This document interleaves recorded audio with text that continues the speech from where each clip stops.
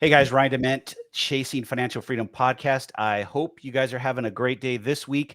We have a special guest that I've connected with through our pre-call and our discussion, Amy Scruggs. And Amy is a recording artist, media coach, but she does a bunch of other stuff that she'll talk about. But the best thing is, in the short period of time I've talked to her, she is a wonderful person, kind-hearted. Amy, welcome into the show. Oh, thanks, Ryan. I was looking forward to this. That was a very nice introduction. Thank you. You're not so bad yourself. Thank you. So before we get into your journey, let's talk about who you are. Oh, I am, my goodness gracious, the loaded question right at the beginning. Yes, after 20 years of a twisting and turning and shifting career, I am a full-time media coach, which I absolutely love. Recording artist, still in the game, still hanging in there, and really proud to be representing other female independent artists out there making it happen. And I am a wife, I'm a mother. There are 6 kids total.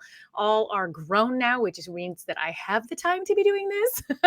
That's a journey Wait a all in minute. itself. 6 kids. I didn't know Yes. that. 6 kids. So what are the ages? What's the age ranges? 32, 31, 28, 24, 22, 17. There's the lineup. Wow. You have one more that's in high school.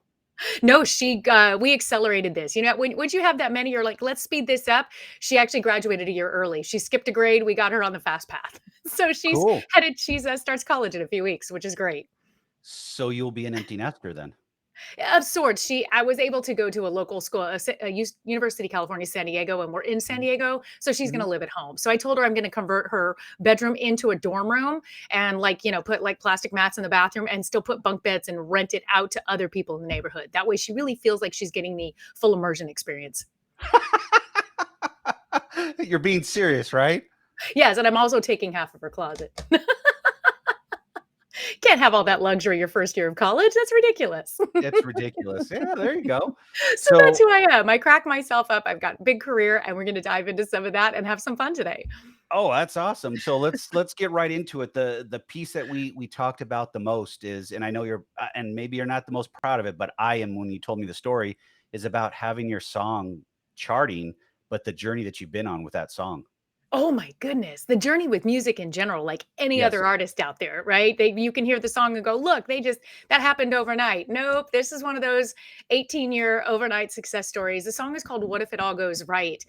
And you can't have a bad thought or a worry about a song with a title called What If It All Goes Right? You have to go, what if this Yeah. goes right? So you put it out there and you see what happens. But I recorded in Nashville back in 2004. I was going back and forth between Wholesale Mortgage in Southern California and playing in cover bands and recording in Nashville. And then life kind of took a huge shift when recession hit in 2007 and 8, and wholesale mortgage disappeared just like everything else in the mortgage and real estate world.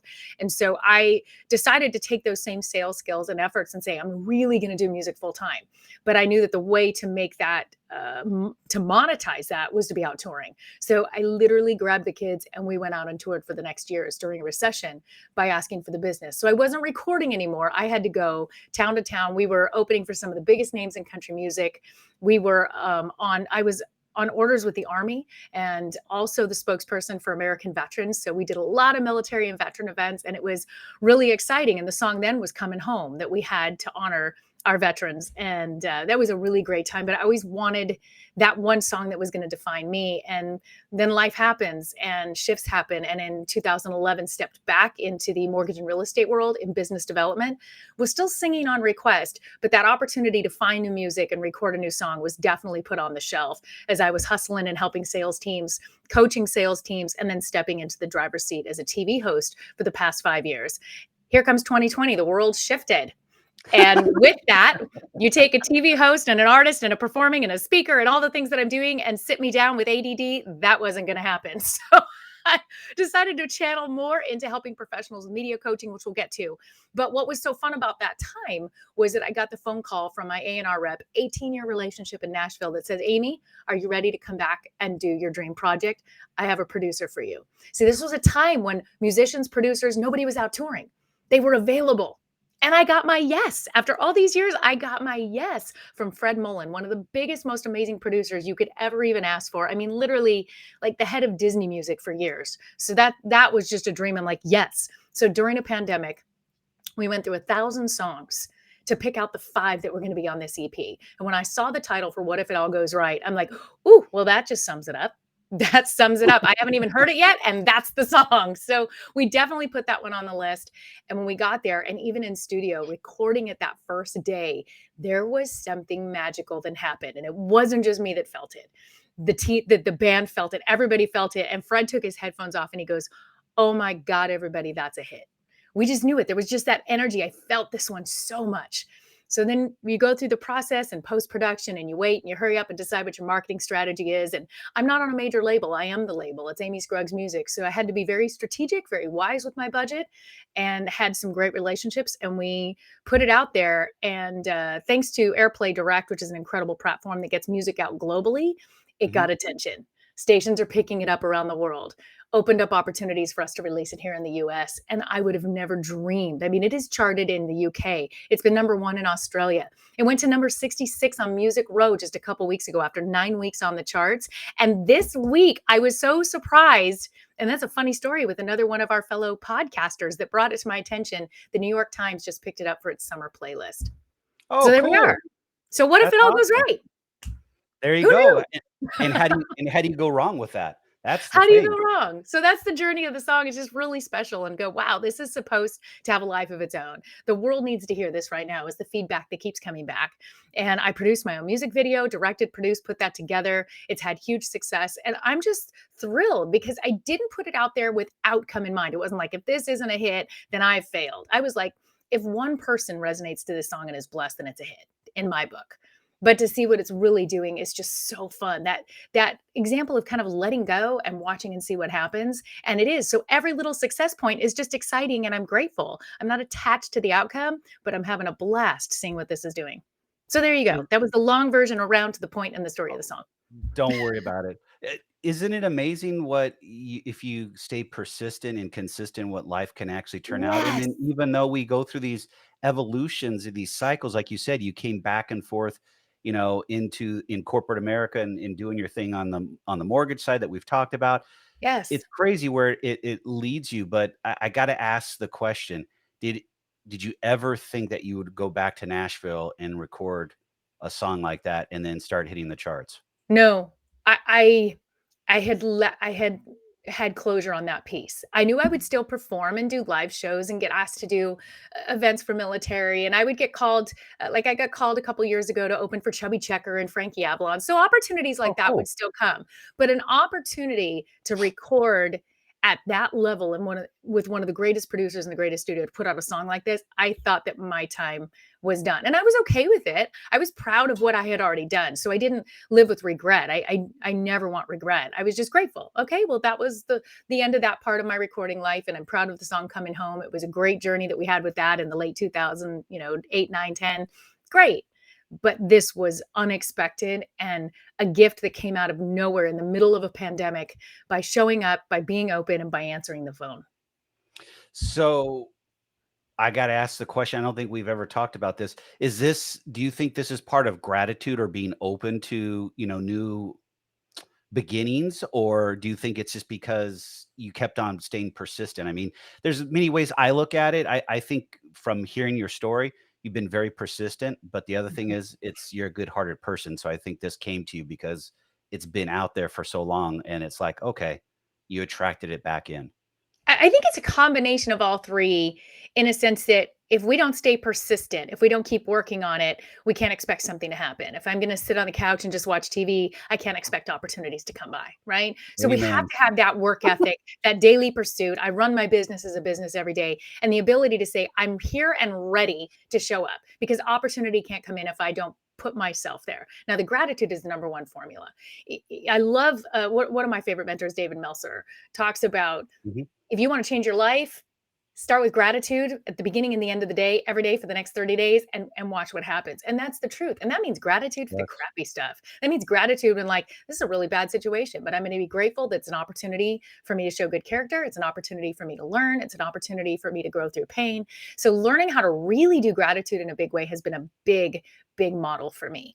And so, yes, I believe that then that opens up the opportunity for receivership. That opened up maybe a blessing coming my way. I don't know. Maybe this was a blessing that was destined and called upon my life since I was 3. Maybe this was some kind of reward for pressing through some of the hard stuff. Maybe it was just that I was chosen for this song. I was chosen to be at this time, at this place for somebody else to be blessed. Maybe this is just a part of somebody else's blessing. I don't know.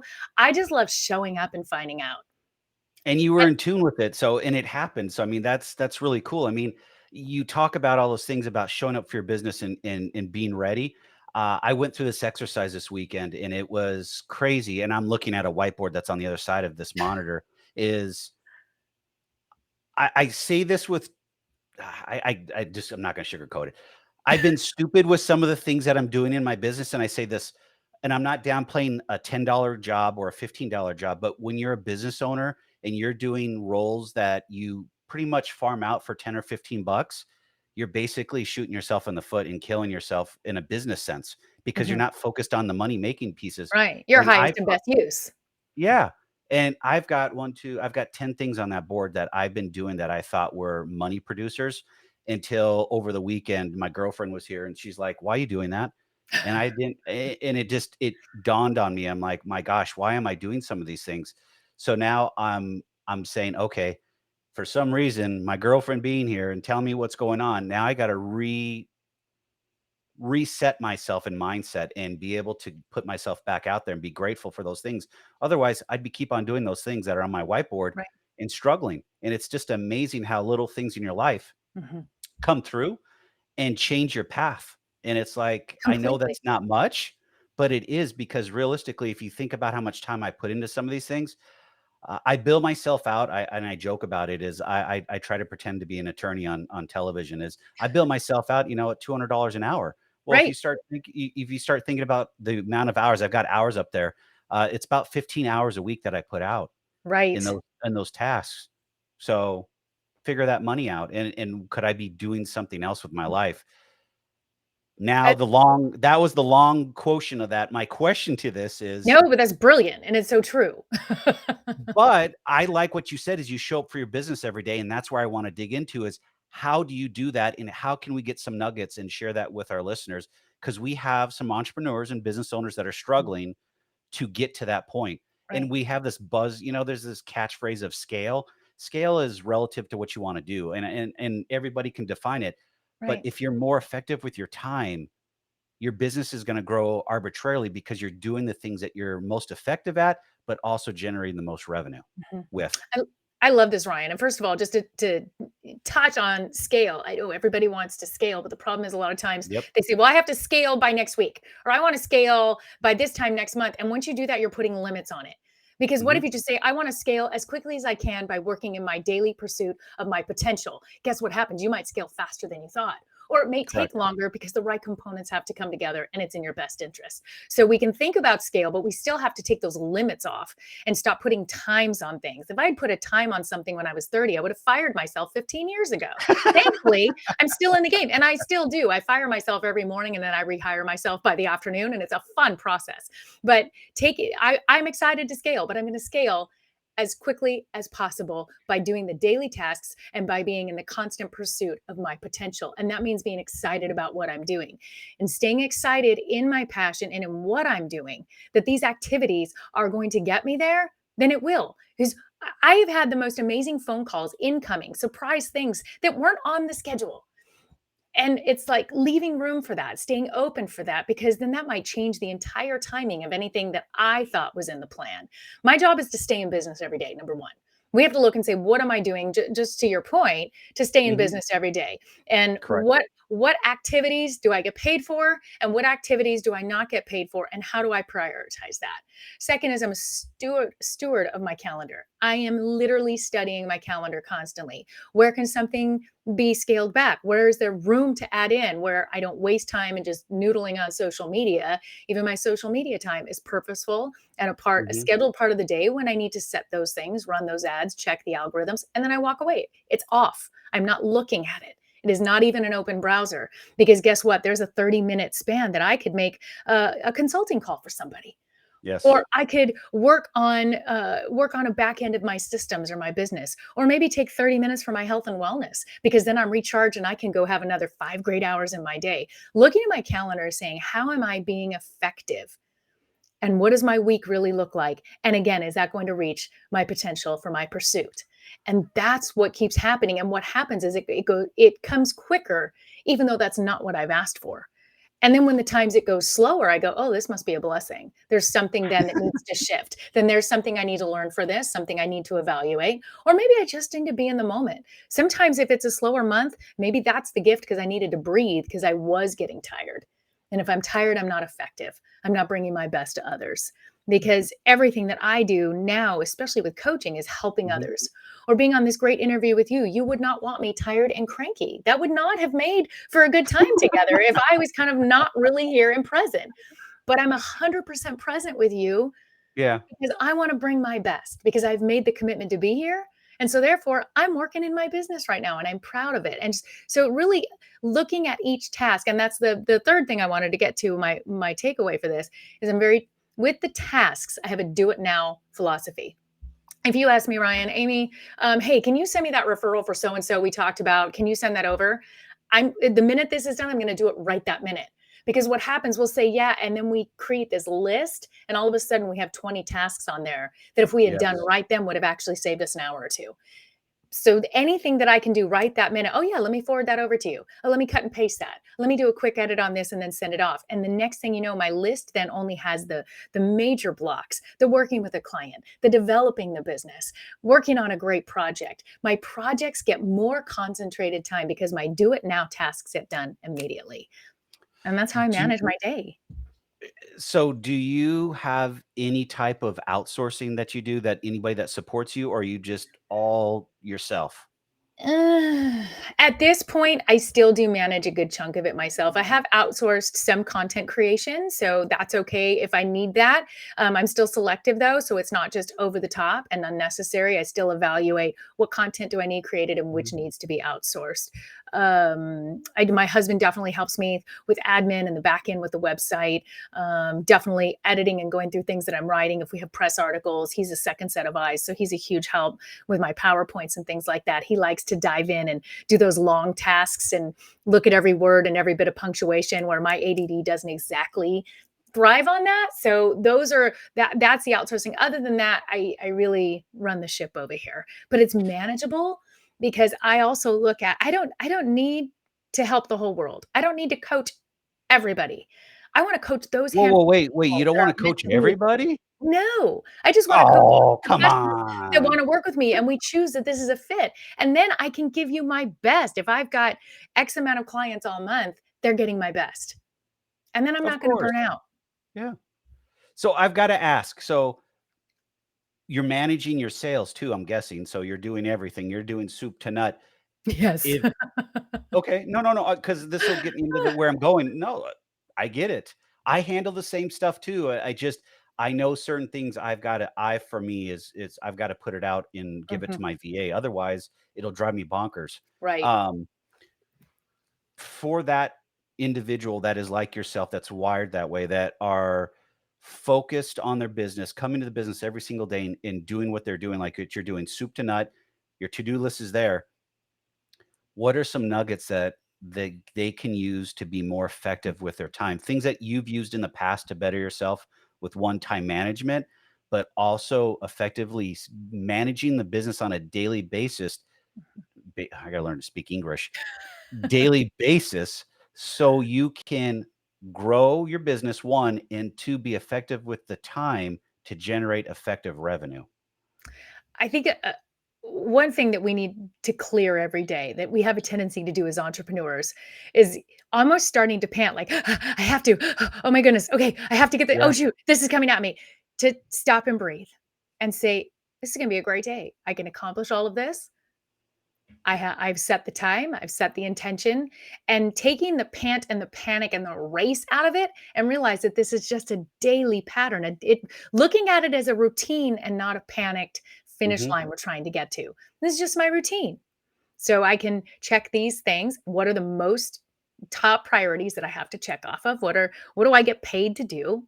What can I fill in that can create opportunities of more things I can get paid to do? And what are tasks that need to get handled that I can weave in there, and weaving those in and just looking at it every day, that it's not a panic, and then we're not hyperventilating in the process. I think that that has been a huge awakening to just enjoy the daily routine. And then I see more fun in it. Like, taking this time to be with you, this is so much Mhm. fun. This wasn't a part of my daily routine because unless we're planning on doing this every morning, it's not part of my routine. But how fun that there was the time in there for me to be on this great show that you've provided for entrepreneurs. And what a beautiful thing that I can be Mhm. all in because I'm not in a panic today. And you used 2 words that I was gonna circle back around, so you must have been reading my mind. Of Daily course. routine. Yes. Entrepreneurs struggle with them. Yes. So It's how do we how do well, let's ask I wanna figure out how you're handling your daily routine and how did you master it? Because it sounds like you've mastered it very well. I think as a mom with that many kids, there was something in my DNA that naturally knew how to do this, or life created. So, s- when I hear other entrepreneurs, though, and especially younger entrepreneurs just coming in, they have this. I want to just be my own boss and run my own business, and then they see the videos that entrepreneurs are out on the golf course all day, and they're out on the boat, and isn't this a wonderful life? I just handled my business on the boat. Can we get to that? And are there days that you can be out and about and still manage your business? Yes. But I Yes. run it with the same discipline and create a routine as if I work for a corporation that requires me to come and clock in. I Mhm. clock in for myself and I feel that same responsibility because now this is my business. Before, when I clocked in with the corporate jobs, I was making them money and I was given what they allow me to have in my paycheck. But now I get to clock in for me. So setting that routine of, even if I don't have my first meeting till noon, I'm still at my desk at the same time, because guess what? Then I can do those tasks, those extra projects, even if it means taking that time to read a great book that's giving me more challenge and more advice and more things and tools that I can put in, listening to one of your podcasts with another great professional saying, okay, what can I pull from that? That's still an activity that fits into that work day.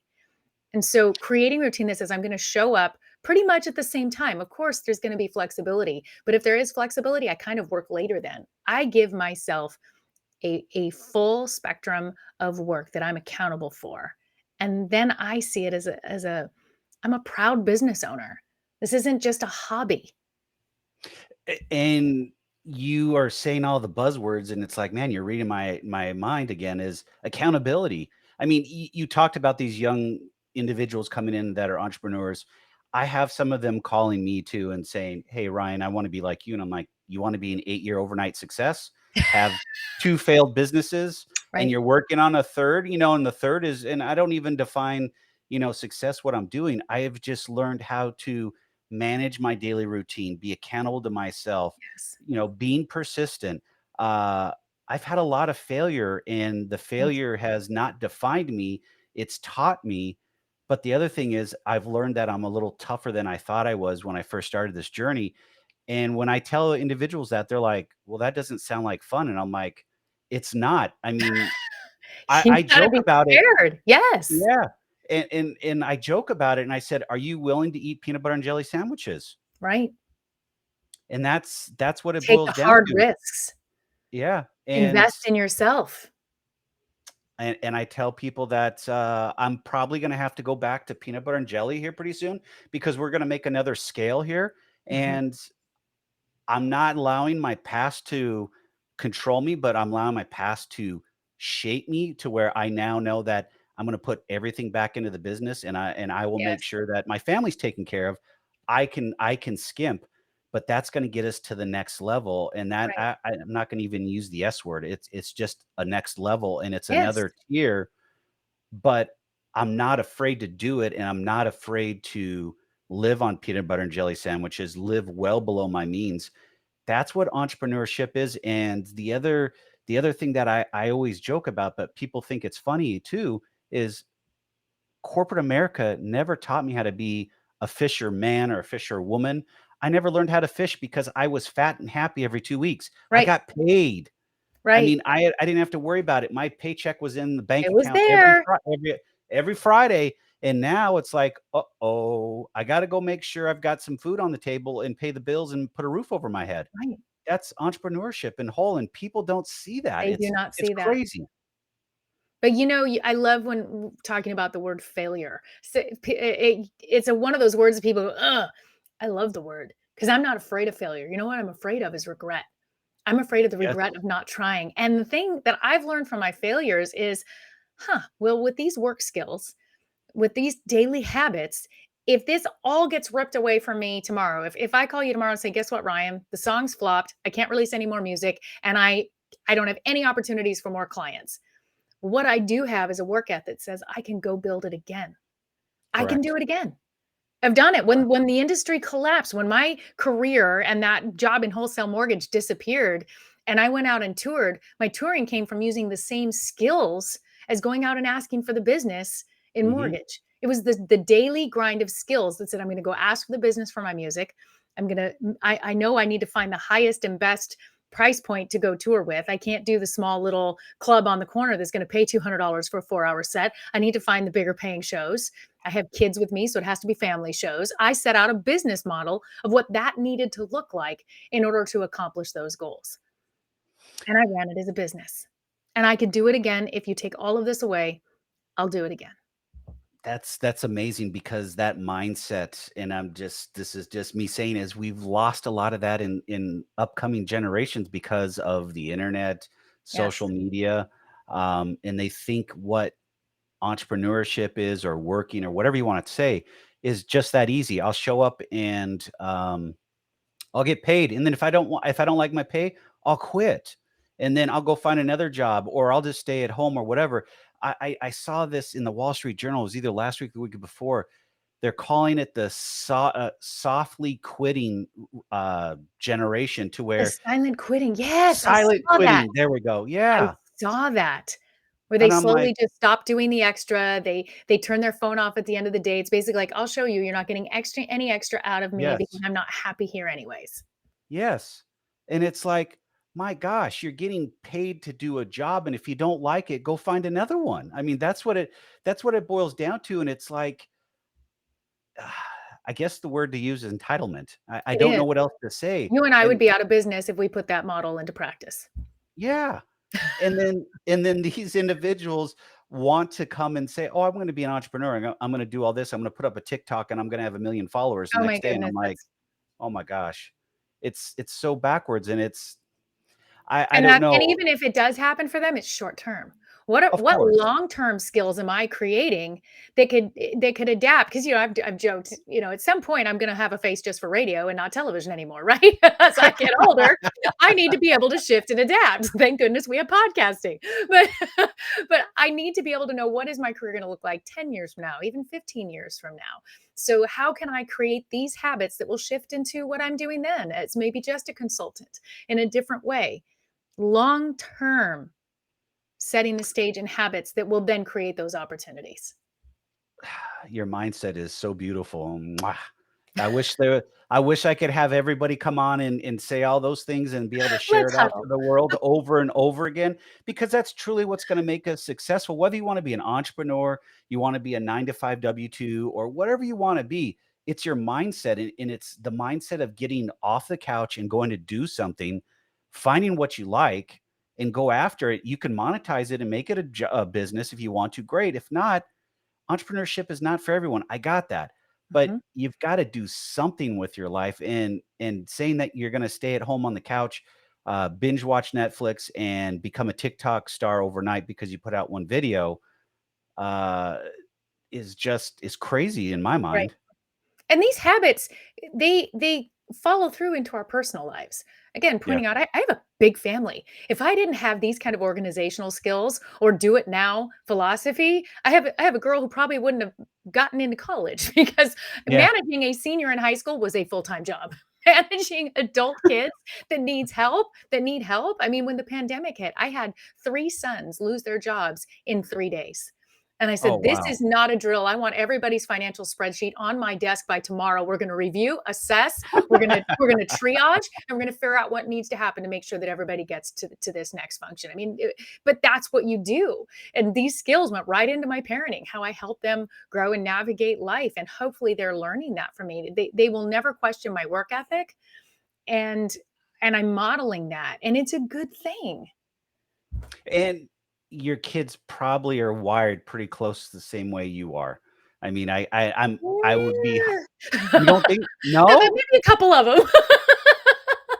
With that many, you're going to get all kinds of dynamics and personalities, and that's wonderful and beautiful, and I love it. So I can tell you which ones are going to be quicker driven, which ones need a lot more cattle prodding, but at the same time, everybody's going to get to that end goal. And it even started with when they were teenagers, when it was time for their first job. Mhm. I helped them, but you know what? Each one of them got a first job in a field they were passionate about. My son Oh, loves cool. BMX bikes. He worked at the bike store. Matthew loves mechanics. He was at a mechanic shop. My other son is big into motocross. He was at a motocross helmet company, and my daughter's at a music studio. Everybody's first Cool. job that they get that first paycheck was work ethic and that they're working in their passion. I wanted to create and set that model for them that it's So, possible. it is very possible. So, at what age, average-wise, did your kids go to work? 17. Man, 17 for all of them. easy household. Easy household. Oh, yeah. My dad Yeah. threw me out at 15 and a half and said, "Go get a job." And I'm See not how saying throw me generous out of I the house. was? Yeah, I'm not saying throw me out of the house, but he said, "Okay, it's time for a job." And so at the time I was living in San Diego, I went to Mount Carmel High School, Yes. and they had a work program to where I was playing golf and basketball. Our golf coach was our I don't know if you want to call him a work administrator or whatever, and Mhm. got us jobs. And they got me a job at a full service car wash where I was out writing car wash tickets and then washing them on the other side and drying them, whatever. Clearly didn't do my passion, but I ended up staying there pretty much from the age of 15 and a half until 21, Wow. um, and worked my way up to running the place, and I was like that was interesting. I never thought I would stay at a place that long, and it's like, then it rubbed off into my other jobs. I did the same thing and stayed. I just didn't leave, and it's like I I look at these individuals now, these kids that come to me, and they're like, "Oh yeah, I if I don't get a pay raise in 6 months and it's not what I want, I leave." Oh, And I'm like, good grief. I'm like, Where are they getting this information? yeah, but that's the Yeah. thing is, we're wired differently for a different generation, but these and I say this, I have 2 nephews that are in their 20s, and they have one has it worse than the other, but they're like, "Well, if they don't pay me, I'm just gonna leave," and I'm like, "Okay, so you think your resume with job hopping and you go to another employer, they're Are just you gonna gonna hire see you," that? and yeah. It's that doesn't change. It doesn't. Employers recruiters and HR people see that and they're like, that's a red flag, what's going on Right, type of a thing. right. But Now it's that type of mentality, um, that is changed over the years, and this is I digress my rabbit holes. See, I've got too many of no, these we could here do a today. whole nother You podcast just on this topic. I love it. uh, so do you I love it too, we might have to. Do you think that a lot of the younger entrepreneurs are suffering from this, and the Yes. reason why they're struggling? Well, because at some point they weren't provided the tools of foundation of what this really looks like. And I always advise any young adult, if you really want to know if this is something you can do or do, you need to go out and shadow and intern or mentor under someone that you admire and you see doing it. Find Mhm. out what that job really looks like. And I took all 4 kids on tour. So starting the youngest was 4 at the time. They were touring with me and everybody helped. My oldest son was my lead guitar player and running the band. I mean, literally, he was That's amazing. He was cool. 17 when 18 when he started playing for me, and he stood on some of the biggest stages with me.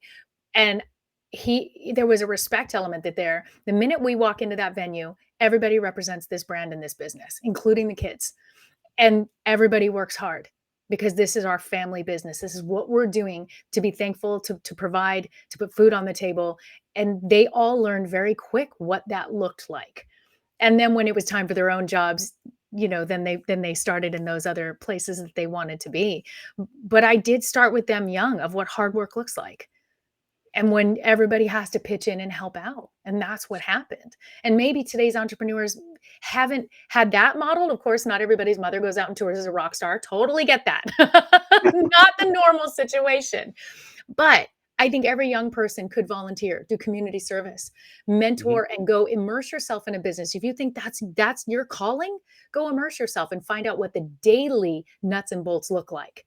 Then you're going to have a better idea. But to think you can step in blind without the tools and make these life-changing decisions or have entitlement, you're going to end up with a sad, unfulfilled life. And nobody wants that. We want better for our young adults today. And you want better for your kids, but there you said some things that are very straight and to the point. You gave your kids foundation, you gave them structure, whether it was you touring or whatever, but you laid the foundation and the hard work. Mhm. S That's missing today. I mean, there's really not a lot pushed on that front, and I just say this from my own personal experience, and my nephews work hard, but they also wanna just get paid. I mean, they have that Right. mentality, they balance the 2. They wanna get paid, but they're willing to work hard. I see both sides, and they were taught at a young age how to have a work ethic.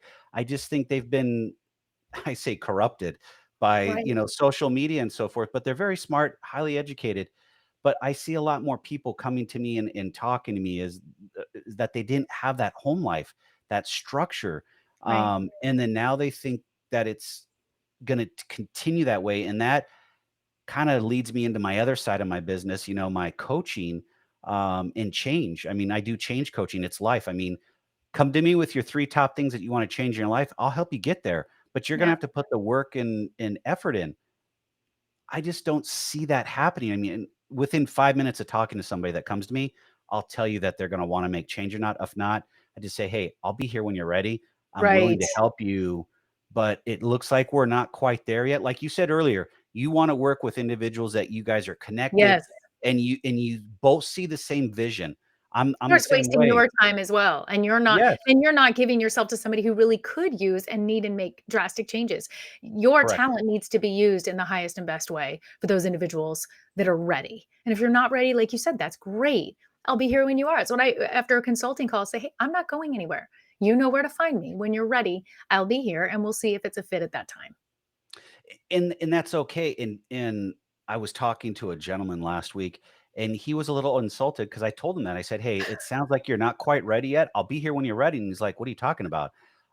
I just asked you when before you scheduled our pre-call for 30 minutes, our coaching call for 30 minutes to have the top 3 things that you wanna change in your life. You didn't even have one thing ready. Oh, You're no, still you're still he's not fumbling. ready. You're not ready."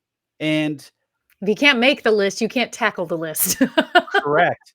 And he was looking for me, and I said, "You're looking for me to make the change." And I said, "Do you not think on a daily basis I struggle with change too? I just outwardly discuss it, and then Right. also work on it. I Mhm. struggle too. I'm human also, but I don't let it control me." And I think that's where you and I are a little different is change has to happen. I know I need to evolve, but you seem to be okay with not taking that change on, and he had these thoughts that he had this business idea, which it was decent in what he was trying to do, but he hadn't done any research, didn't understand what the market cap was, Mhm. didn't really know how to get it started, and was looking for me to, do that. And I'm like, well, one, I'm not a business coach, and two, you're coming to me with a business idea. I, Right. I mean, that's a whole nother game. I mean, I'm a change coach. I mean, if you want Right. business coaching, I can refer you to somebody that can help you with startup stuff. I've But we met enough change the daily people. habits so that then you can go accomplish that. Correct, and that's what I laid out to him, and he's like, "Well, that's a lot of work." That was the response, Yes. and I'm thinking, "Oh, boy," and luckily, it wasn't on Zoom because he woulda saw my face. It was probably beet red and angry because it's like, "Dude, you wasted I'd be 15 okay with minutes that. of my time." Yeah. I don't know if I'm just wired differently. I'm not afraid of change. I'm afraid of being stuck. I'm Yeah. much more afraid of stagnant, stuck, or not changing. The changes, if I look back at the history of my life, and even just the 20 years of my career, every change moment, oh my gosh, what a blast. What a great opportunity. Ooh, that was growth. But that opened up this next door, or it closed one that I wasn't supposed to be in anymore. Every moment of change, if I go back and review it, I'm so thankful for it. So then why would I not be thankful for whatever changes up ahead that I don't see? The history is telling me the story. So, all right, bring it on.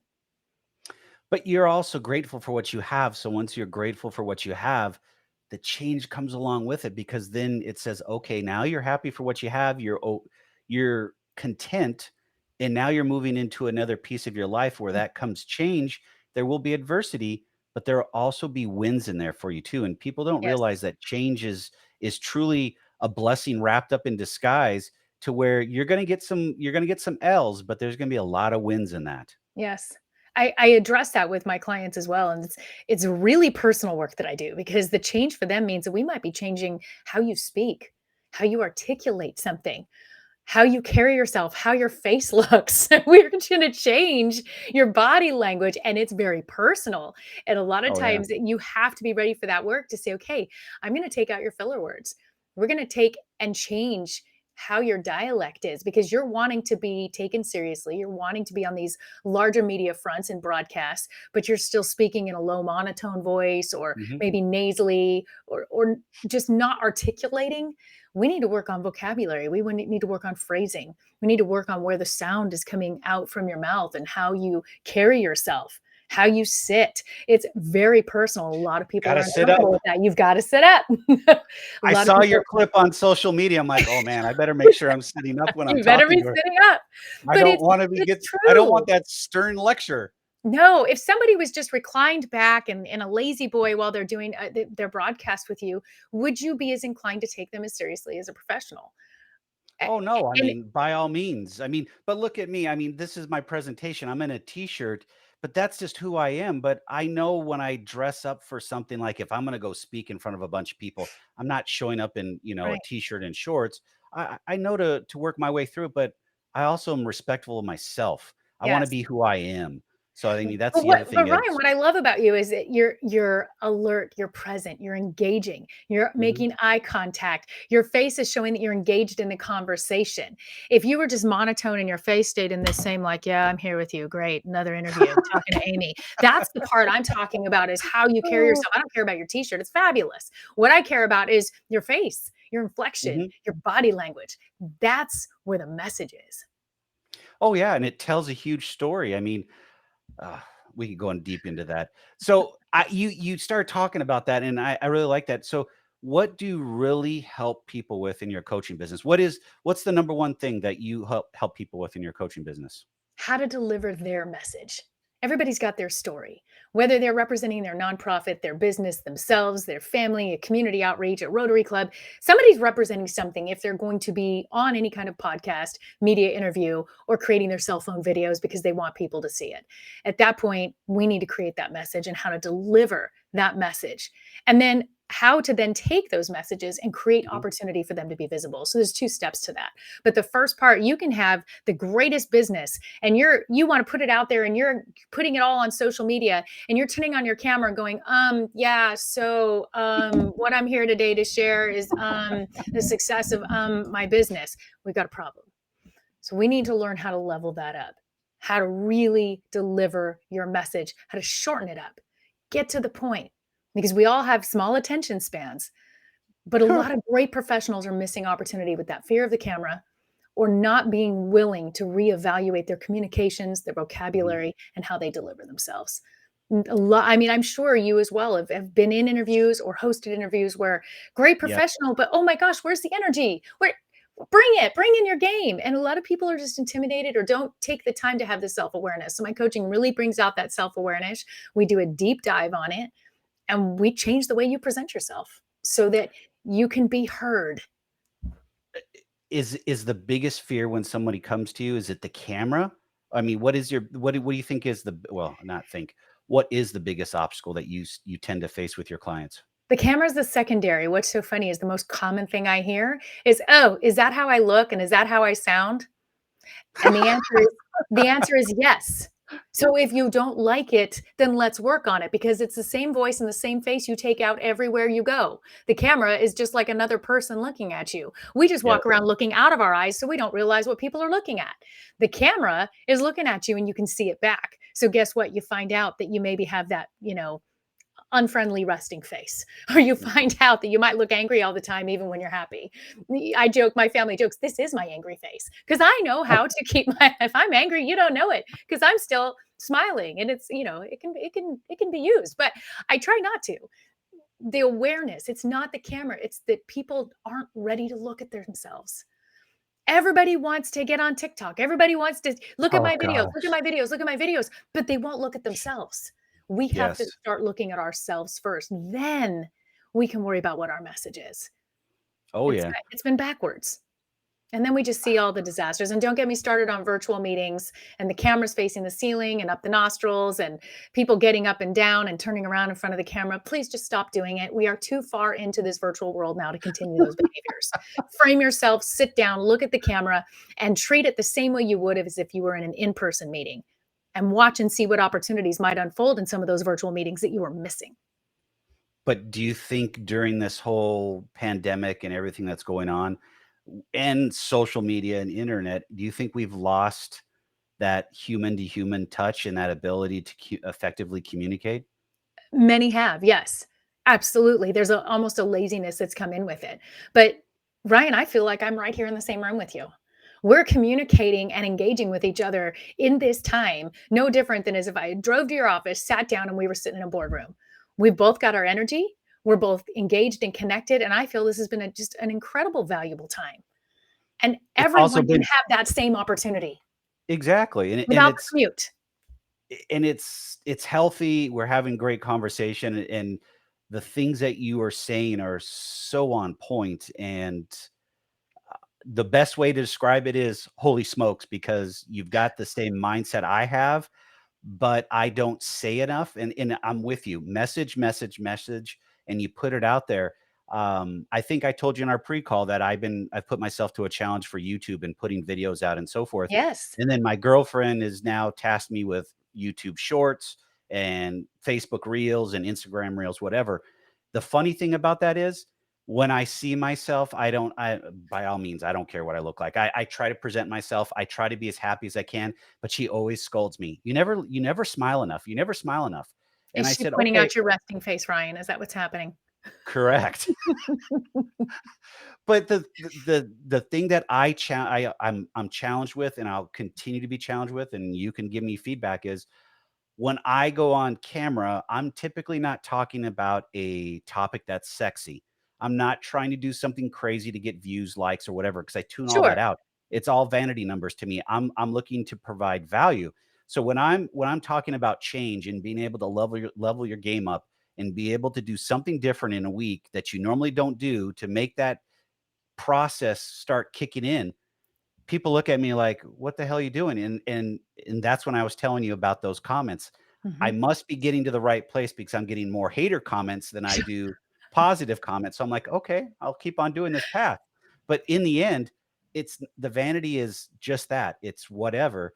It's the piece of getting on camera and just doing it is Mhm. probably the biggest obstacle that I ever had in my career. By all means, I am never scared of the camera, never have been, never will be. Um, the audience size when back in the day when I was working corporate America would probably scare me. Anything over about 100 people, I would get scared and nervous. And then all of a sudden something broke one day and it was like I was in front of like 250 people doing a presentation and it broke, and it just like from that point on I was never afraid to do public speaking. Now, am I Right. the most perfect public speaker? No. No one is. I have safe words and I know that and I work Yes. on that. And moving my hands, my mom always lectures me about moving my hands. That's how I tell my story and that's part of Right. my branding. So that's what I do. But the back to the camera piece and putting that message out there, it's self-soothing to me. It's actually relieving and to put that out there just to say, "Hey, this is me. This is what I'm doing, and whether you like it or not, I don't care, but I'm trying to help you, and in the end, if you take it, great. If you don't, great." Right. Well, at And the that's end of where I the leave it. day, if you know that that's the message you want sent, Mhm. and if your face and your message are aligned, then you've done it right. And sometimes maybe it can just be just a slight tweak. Like you said, you're giving Yeah. some intense information, but maybe you don't want to stay intense the whole time and become a difference where are you scolding or are you endearing them to you? and finding Bing. where is that balance. Got And it. you don't want to cut unless you are like, hey, I am scolding you because you're all a bunch of, but Nope. depending on what your message wants to be. So how you find that happy medium where you're not smiling like you're walking into a party, but you're also not making somebody feel like, hey, I think he just criticized me, because we want Correct. people to endear to us so they can want to engage. And finding that happy medium can make all the difference for you.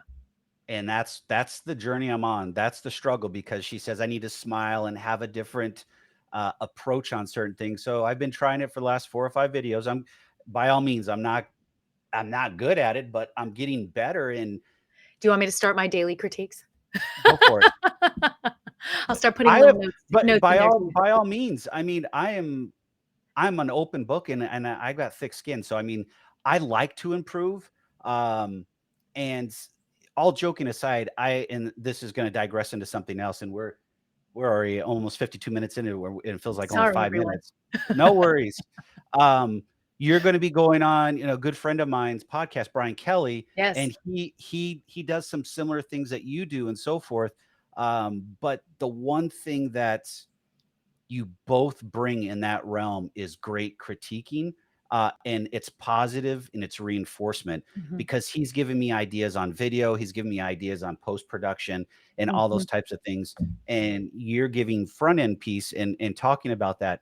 That's that's invaluable nuggets that I Mhm. can't live without because ultimately, how do we get to a better place in our entrepreneur journey, Yes. life, whatever, without great people like you or Brian or others to help us?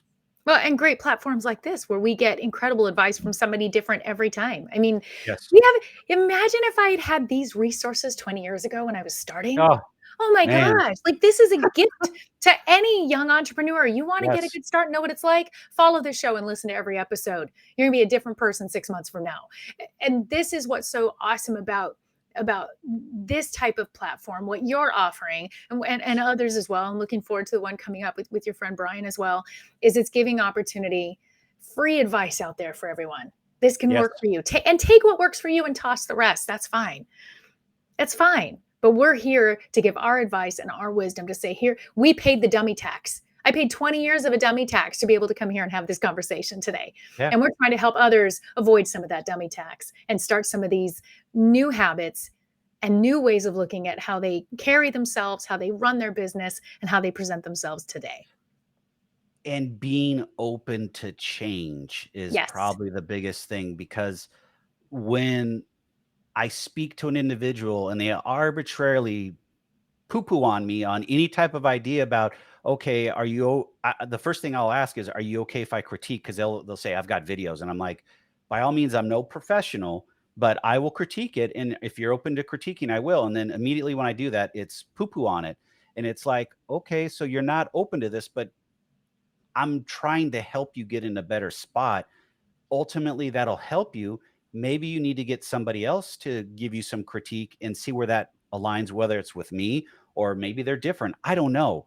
But at Right. the end of the day, if you're not open to the critique and the change, how do you evolve as a human being, not just an No, that entrepreneur, means you're just a just human open to being being? stuck. That means you've Yeah, opened yourself to being stuck. And then that's the choice. I like that. That might be the teaser for the podcast.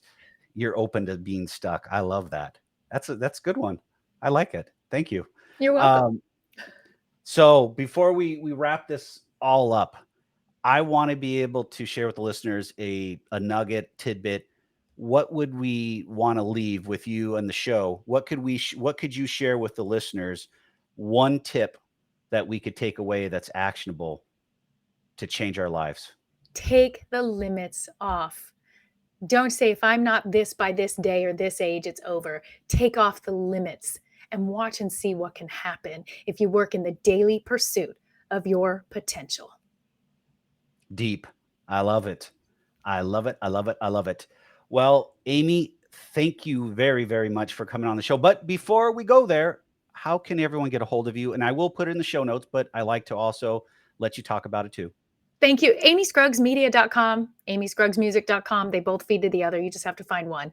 AmyScruggsMedia.com. Please reach out. Would love to hear from you if anybody has further questions or wants to do a group workshop. I think Ryan and I need to do a group workshop together. I think we're going to put something together. That's what Would I'm be calling it. good. But here, I want to tease something because Brian and I have come up with an idea. We're talking about putting together a small podcaster group.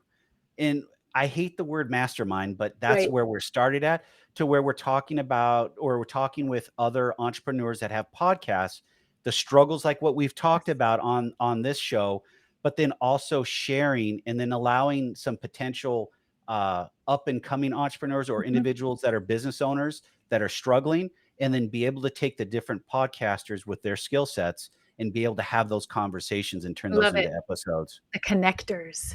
Yes. I like that, connectors. Boy, you're just full of nuggets today. I need to have you on more often. Anytime. It was such a blast. I had really such a great time with you today, Ryan, and incredible information. What a fun show. Keep it up.